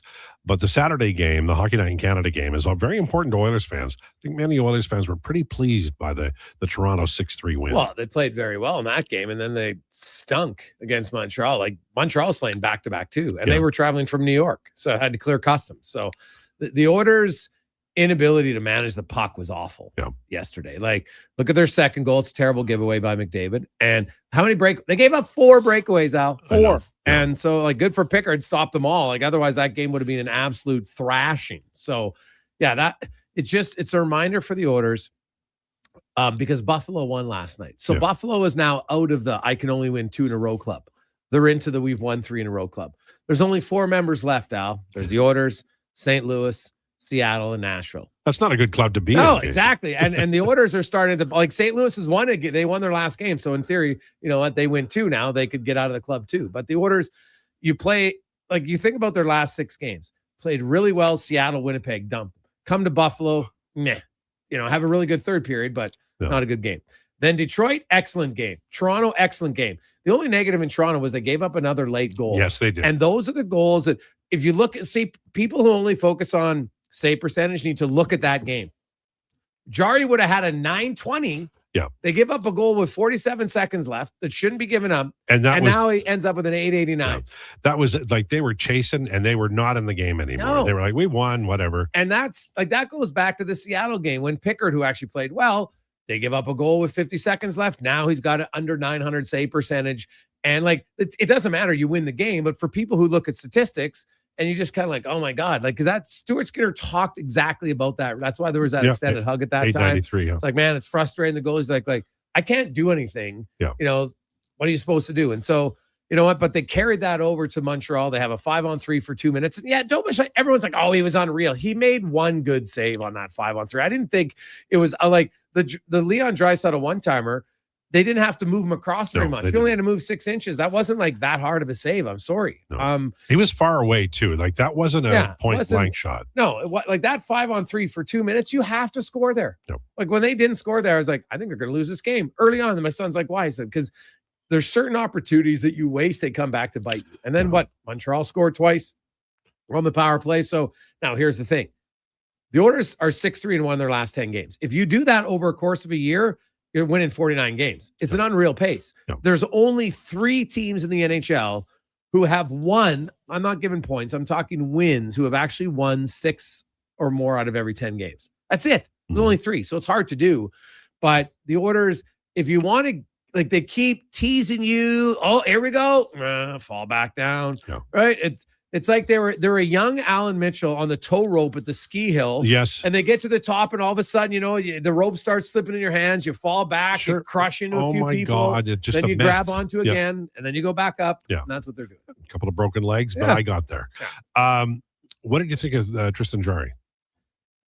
I thought he was fine in that game. I didn't think he had to be great. I thought he did his job, which, you know, it didn't do anything different in that game that Stuart Skinner wouldn't have done, other than, I guess, he made make one breakaway save. And Kevin Woodley had outlined areas that Skinner's better than Jarry and areas where Jarry's better than Skinner. And the one area where Jarry's better is on breakaways, which is what the Oilers give up. So when you're acquiring goalies, you can't just look at save percentage. You have to look at specific situational plays. And so you acquire a goalie who's good on breakaways. Now, ideally, you'd like to not give up 4 like the Oilers did against Montreal. But when you have a goalie who's better at that, in theory, it should help you. I was cheering for Calvin Pickard last night. He's had some tough games this year. But we talked at length and over several segments over the weeks into the fall about not returning the same tandem for the playoffs. Now that is guaranteed with Jarry coming in. Do you think Pickard has a chance here to hang in, or do you think that he's a little bit vulnerable as time goes on? I think it's going to depend on, you know, what's available. You know, they have Ingram in the organization, and to see if, you know what, would I be stunned if he gets a game or two in January or February before the deadline just to see? Like, hey, like playing goal in the American League is different. Now, obviously, you would like your save percentage to be higher, no question. Yeah. They're tracking shots now like they used to, or not like they used to. So you're going to have fewer shots in every game. That's just how it is. But so they would look at that. I think, you know, the waiver wire comes up. There's going to be some goal because there's lots of teams right now that have 3 goalies. Brossois on today. Yeah. And he's on waivers, right? So, but he hasn't played. Like, I know, hey, he scored a goal in the weekend. That was unreal. Good for him in the American League. But you're not claiming him at 3.3, right? That's the problem. So there's going to be some goalies, but does it fit into your cap?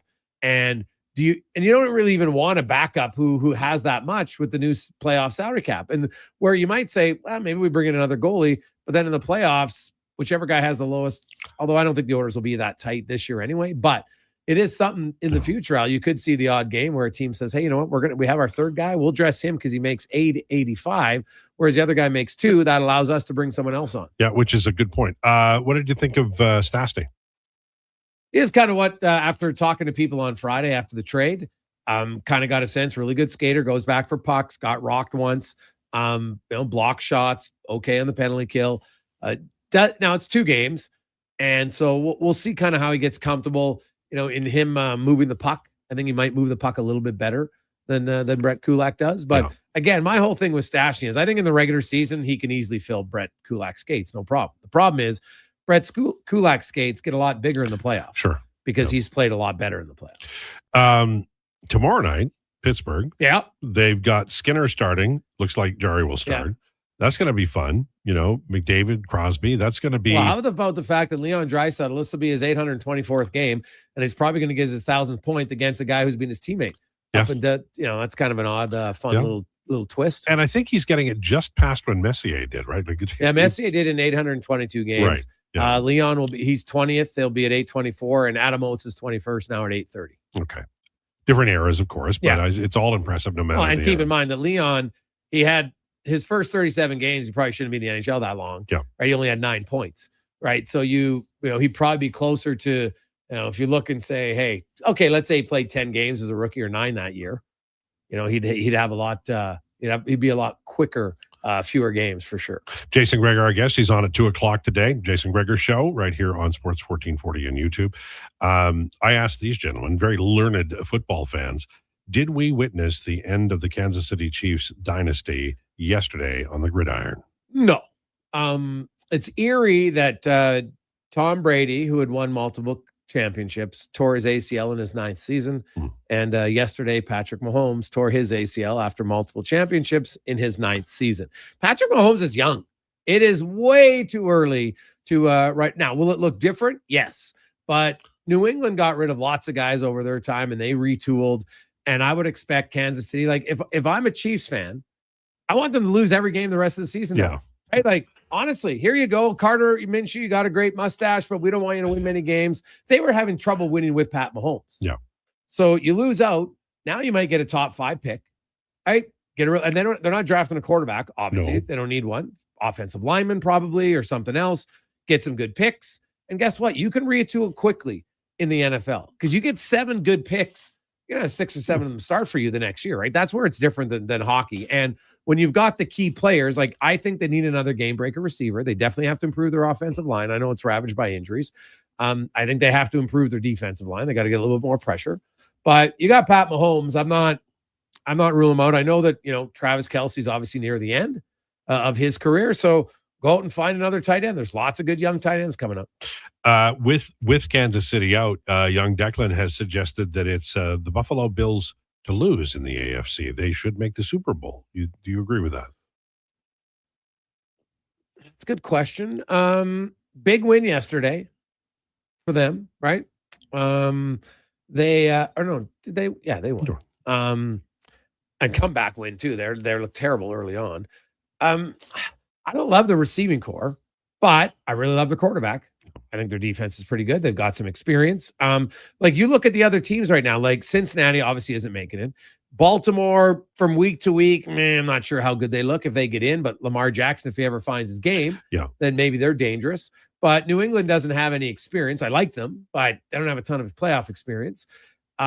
Jacksonville might finally make the playoffs.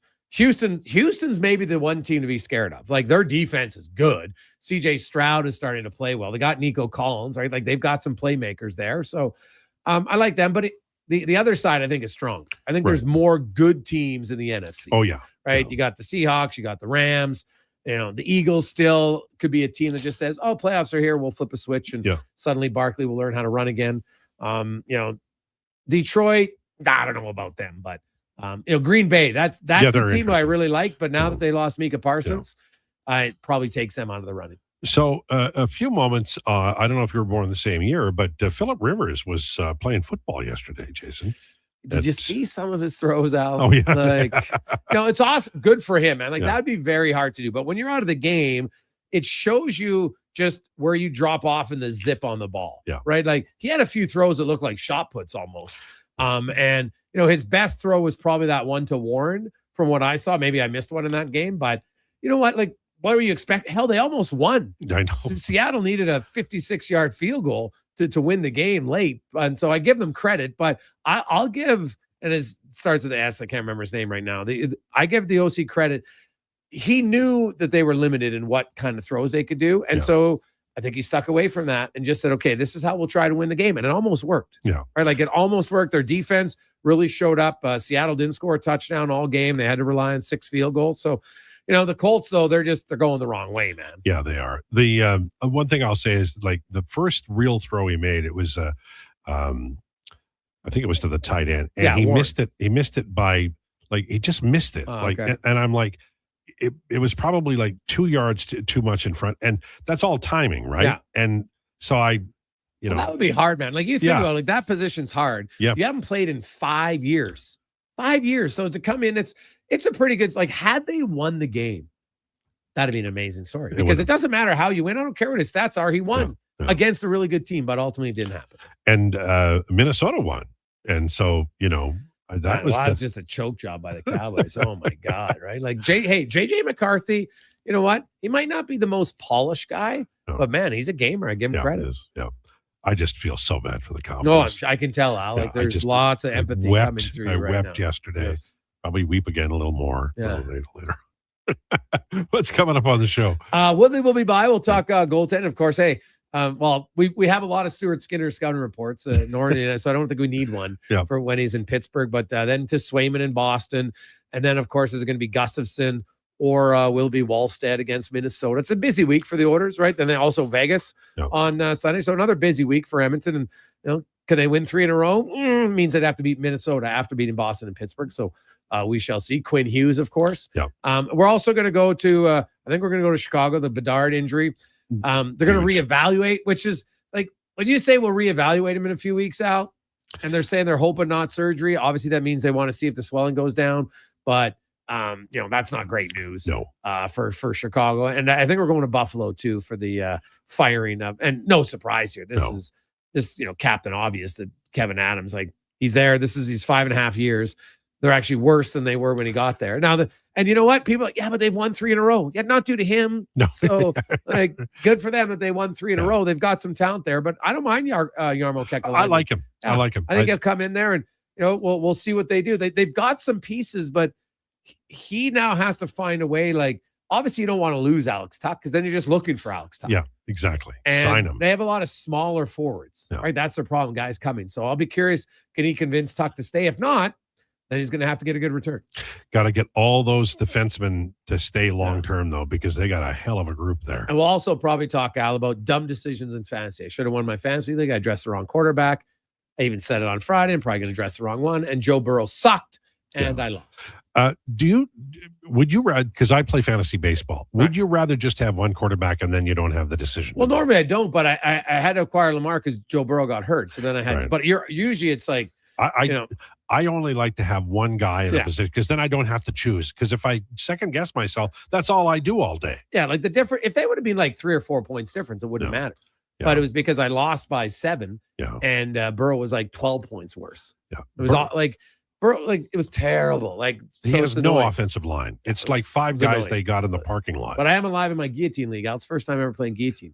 So there's 18 people to start. We're down to 3, right? One gets chopped every week. So that it's a different type because you're just like, oh my god, you just got to just don't finish last. But this time you're like so close. You got it super close. Like everybody's lineup's pretty good, right? Yeah, you're just like so. Think about it. There's only 3 teams left. So everybody, you're only starting 3 quarterbacks. So you should have a good. Like, thankfully, I got Josh Allen. So you're talking about this. I'll look forward to hearing this. Yeah. Okay. Very good. All right. Thanks, Jason. Have a good one. That's Jason Krueger. He's coming up at 2:00 today. On the way, Declanation's Mama MMA. Lowdown with Lowetide on Sports 1440 and YouTube. He's a winner. Sweet. She's a winner too. Right. Everyone's a winner during Wish and Win at Wolf GMC Buick. Every single customer is guaranteed at least a $500 bonus with a chance to save up to $25,000 towards a new GMC or Buick. At Wolf GMC Buick, we also have 0% financing up to 84 months on most of our popular SUVs and trucks. And we're clearing out remaining 25s, including cash discounts up to $10,000 on a great selection of Sierra HDs. 90 seconds east of the Henday. Wolf GMC Buick, where everyone wins. Seriously, another door knocker? I really want to go solar, but these high-pressure tactics are exhausting. And their prices are unbelievable. Before we do anything, let's call Great Canadian Solar. There's a better way to go solar. Great Canadian Solar provides honest advice and fair pricing to save you from overpaying. They're easy to deal with and will never put pressure on you to buy. As a trusted local business for over 15 years, Great Canadian Solar will support you in your solar journey. Visit GreatCanadianSolar.com and call today to get started. Boxing Week blowout starts early at the Brick. Find real Boxing Day prices early and beat the rush on the 26th. Score the best deals on electronics and appliances. Plus, save up to $1,000 off sectionals. Buy more, save more. Up to 25% off bedroom and dining. Up to 40% off mattresses. And up to $500 off big screen TVs. Don't wait for the crowds. Shop the Brick's Boxing Week Early Access event. Some exclusions apply. The Brick, saving you more. Action Electrical's projects team takes the field, folks. Ready to execute the entire play for new commercial builds. Absolutely. They're masters of design build, sketching strategy from initial blueprints to core electrical infrastructure. The team never misses on complex projects. Known for handling big league constructions and major renovations, ensuring flawless execution, hire the Action Electrical team to bring home a win for your project. Visit actionelectrical.net. Excavators, loaders, lifts, compaction equipment, and more. Find the XCMG construction equipment you need. Available for rental or sale at Japa Machinery Group. Japa, helping build Alberta from the ground up for 50 years. Visit japamachinery.com.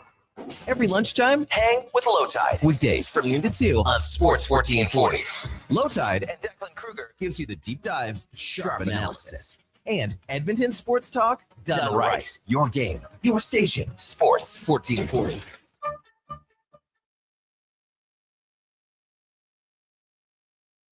Here's the Lowdown with Lowetide on Sports 1440. Presented by Wolf GMC Buick. We're making it easy. WolfGMCBuick.com.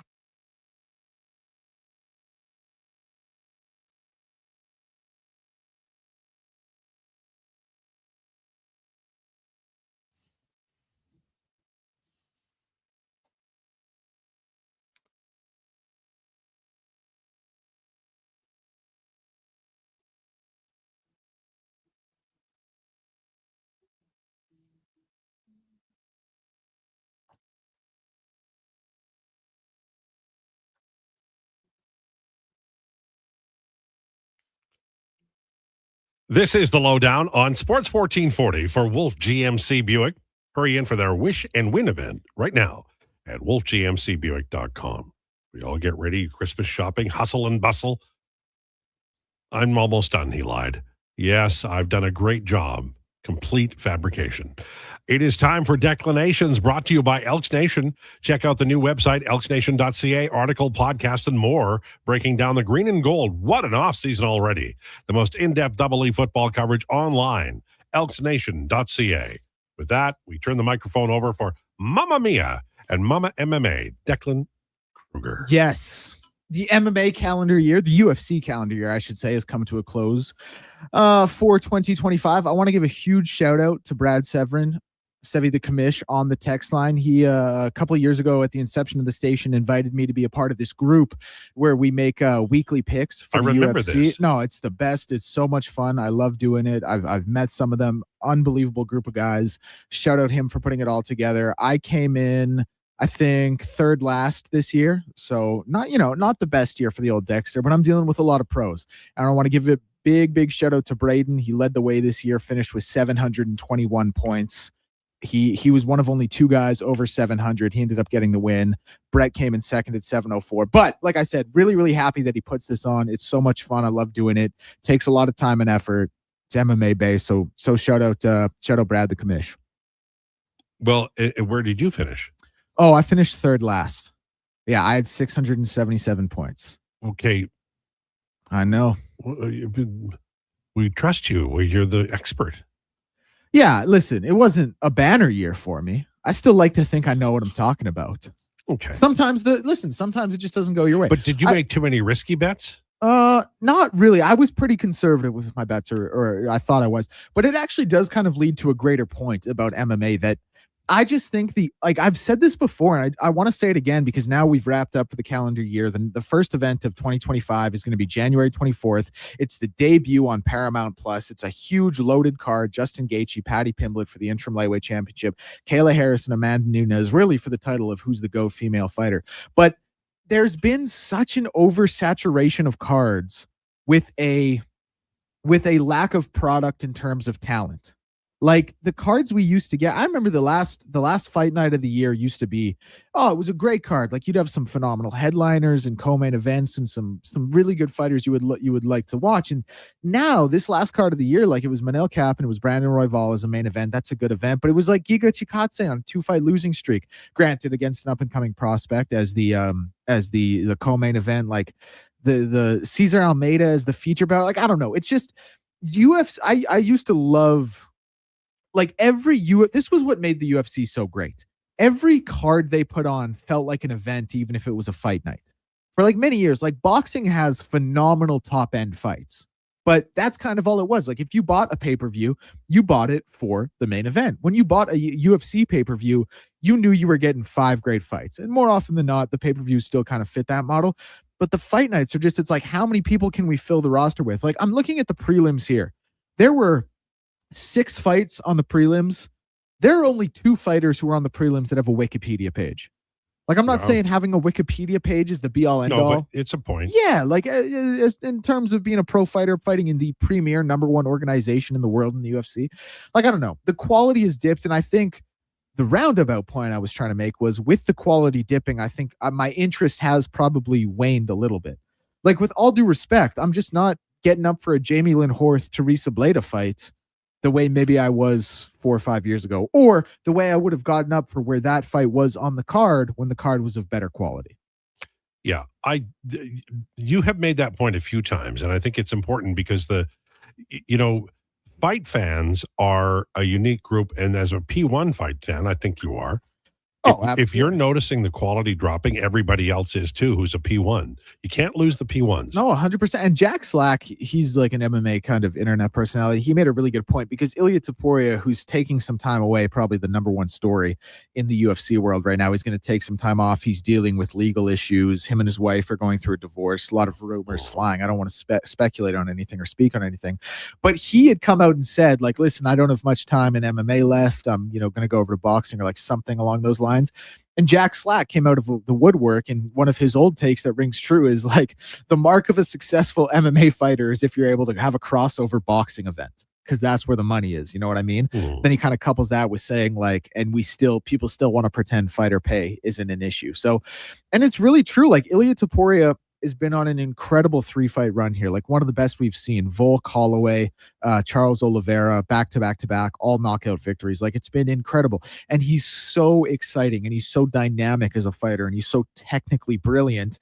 And here we have arguably the #1 pound for pound fighter in the world saying, hey, you guys don't have too much more of me because I'm going to go over and try and get a payday in boxing. Which, if I'm Ilya Topuria, I understand the desire of wanting to chase that payday and chase that paycheck. It's with the Ali Act, you can get far more in boxing than you can in MMA. But what does it say about the state of the sport and the state of the top end of the premier MMA organization when you have like one of the pound for pound best fighters, a guy who's on this incredible run, 2-way world champion, saying, "Hey, not too much left of me. I want to go box. I want to get paid." Like it's just not a great look. You know what I mean? Yeah. And I'm not like fighter pay is the #1 issue that kind of couples with that. But I'm saying like if the quality of the cards had been kept up all the way through, like would we have seen kind of a snowball effect, like a residual more investment? I don't know. I don't know. But here's when I was a kid, and I know it was a long time ago, but I knew who the champion was, and it was a split. It was a split title at that time, and I knew who the other champion was,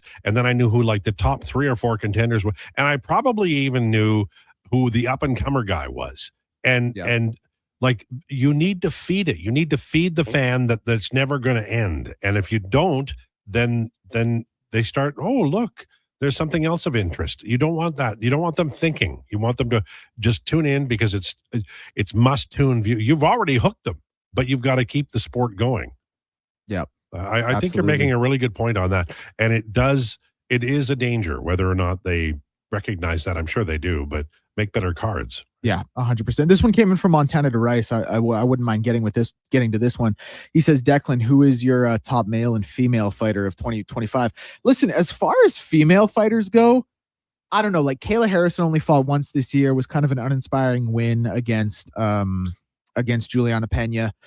Like my mind kind of checks down to Valentina Shevchenko. And I think a big reason for that is like Zhang Weili was a girl who, now to Zhang Weili's credit, she came up in weight class. Like she came up to the women's flyweight division to fight in Valentina's weight class. It's not like, Valentina was the one going up a weight class. Like someone was coming to her weight class. So I give Zhang Weili credit in that respect. But a lot of people picked Zhang Weili to get by her. And just like Zhang Wei Li, again, smaller weight class, she's technically brilliant, and she had such a she was able to impose herself physically on her opponent so well that people thought, and she was big for the division, people are strong for the division, I should say, people thought she was going to be able to do that to Valentina as well. And Valentina made her look completely impotent. Like it wasn't even a close fight. And this was the number one and 2 pound for pound female fighters in the world at the time. She also beat Manon Fiorot earlier in the year, was someone who a lot of people thought was potentially going to be able to take her title from her. So like Valentina,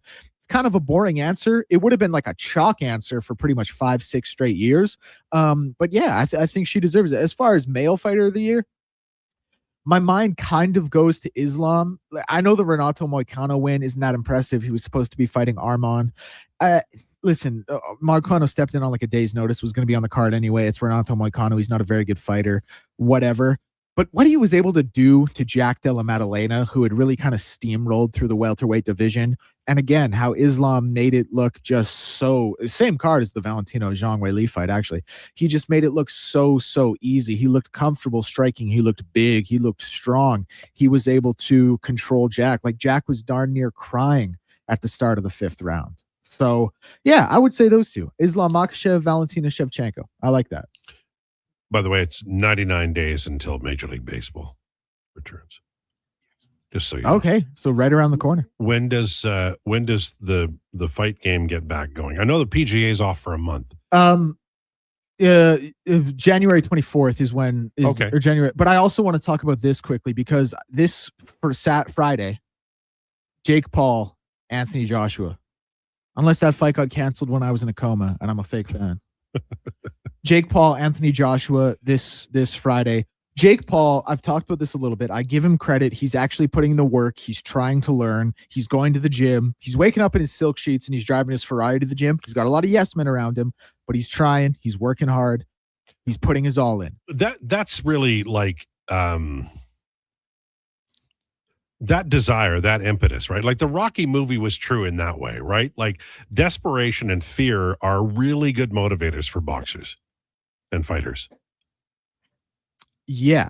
Like you're desperate to stay in the game because that's your life, and fear of like getting, Pulp Fictioned. That's a serious thing too, right? Yes. And this is what I was going to say.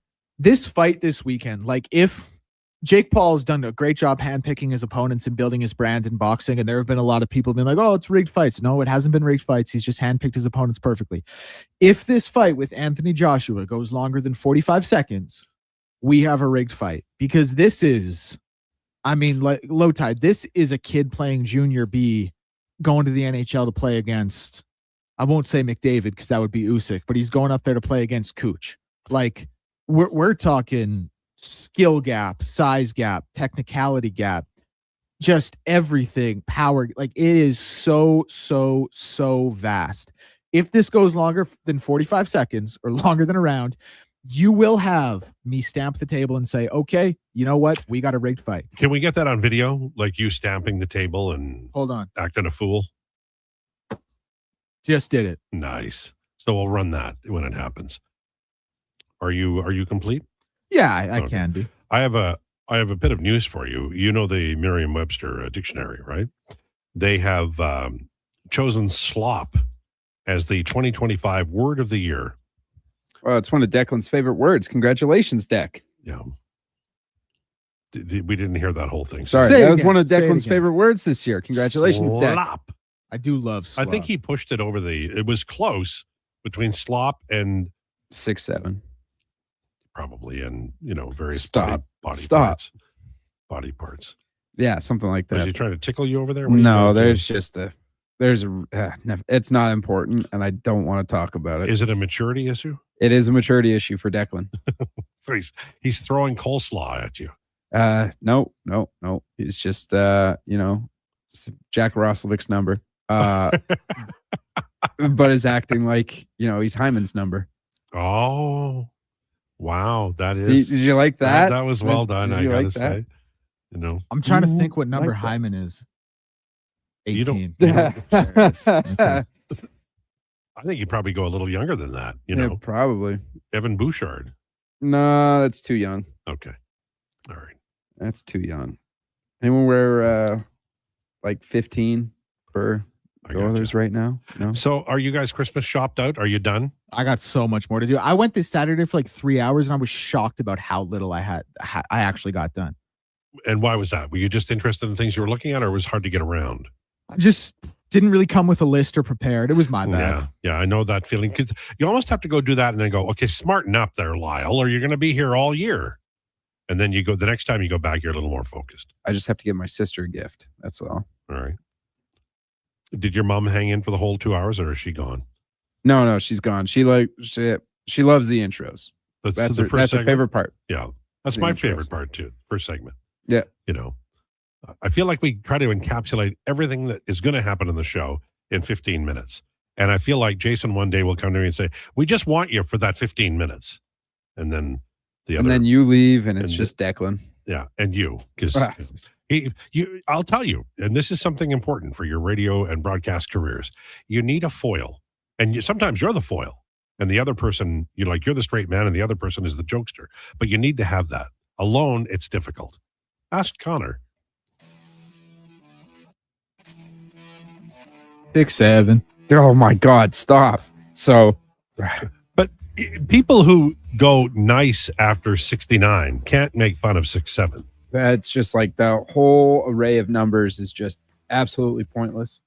I hate it. I was working one day. There was a whole table of like 7-year-olds that were all doing it. They were doing it in sync, and I swear it was in slow motion. Right. And I wanted to get over the bar and like just do horrible, god awful things to that table of children. But that shows maturity. So you're not Jack Roslovic's number, but you're getting there. I'm getting there. All right, Jason Krueger on the way. Thanks for tuning into the Lowdown. Please enjoy your day.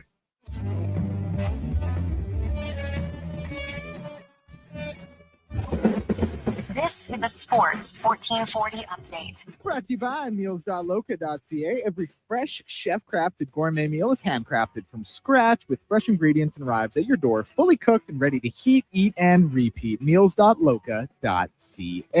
Edmonton Oilers news is the Oilers have recalled forward Quinn Hudson from the Condors. 23-year-old leads all AHL rookies in goals with 16 and points with 28. The Buffalo Sabres have fired GM Kevin Adams and hired former Columbus Blue Jackets general manager Jarmo Kekalainen as the new GM. Connor Bedard has been placed on IR by the Blackhawks and will be evaluated in the new year. An MRI has confirmed Micah Parsons has a torn ACL in the NFL world. And the games tonight in the NHL see the action get going at 5. The Battle of Florida as the Panthers are in Tampa to take on the Lightning. Ducks in New York to take on the Rangers at 5. 2 late games at 6 see the Preds and St. Louis, and the Kings and Dallas Stars. In the NBA, 5 games, including the Toronto Raptors, who will be on the road to take on Nikola Jovic and the Miami Heat. The line for that one currently set at -5.5 with a 5:30 tip. The late game tonight in the NBA sees the Memphis Grizzlies in LA to take on the Clippers. The line for that one, Clippers -4.5. And of course, week 15 wrapping up tonight with the Steelers and Dolphins. That one with a 6:15 kickoff. On behalf of Josh Fenwick, Lowetide, I'm Declan Krueger. This has been Sports